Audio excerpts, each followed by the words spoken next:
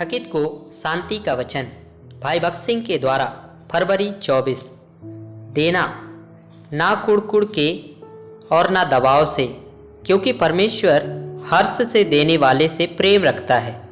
दूसरा कुरिन्थियों 9 अध्याय का 7 पद। एक सुबह जब मैं प्रार्थना कर रहा था तब प्रभु ने मुझे एक विधवा के पास जाने के लिए कहा जिसे 5 रुपये की बहुत आवश्यकता थी।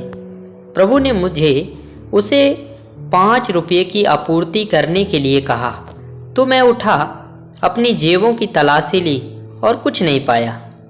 प्रभु मुझसे कहता है, जाओ और दे दो।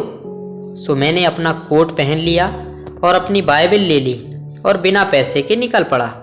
हैरानी की बात है कि जब मैं जा रहा था मैंने देखा कि सड़क पर 5 रुपये का नया नोट पड़ा हुआ है। मैंने उसे उठाकर जोर से पूछा कि क्या किसी का 5 रुपये का नोट गुम हो गया है। 3 बार जोर जोर से घोषणा करने के बाद और किसी ने दावा नहीं किया, मैंने नोट लिया और विधवा के घर गया और उसे पैसे दे दिए।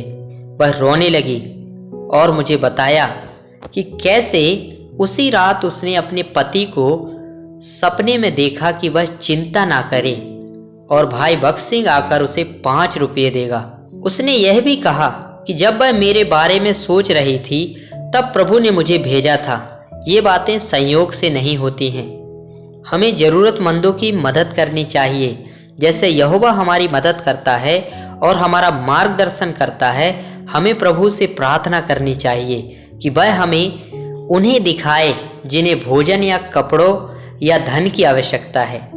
इसी तरह हम अपने गरीबी साथी विश्वासियों, विधवाओं और अनाथों की मदद और प्रोत्साहन कर सकते हैं। ऐसे कई विश्वासी हैं जिनके पास ज़रूरतमंदों के लिए पर्याप्त धन है, लेकिन उनके पास इसे दूसरों के साथ साझा करने का कोई मन नहीं है।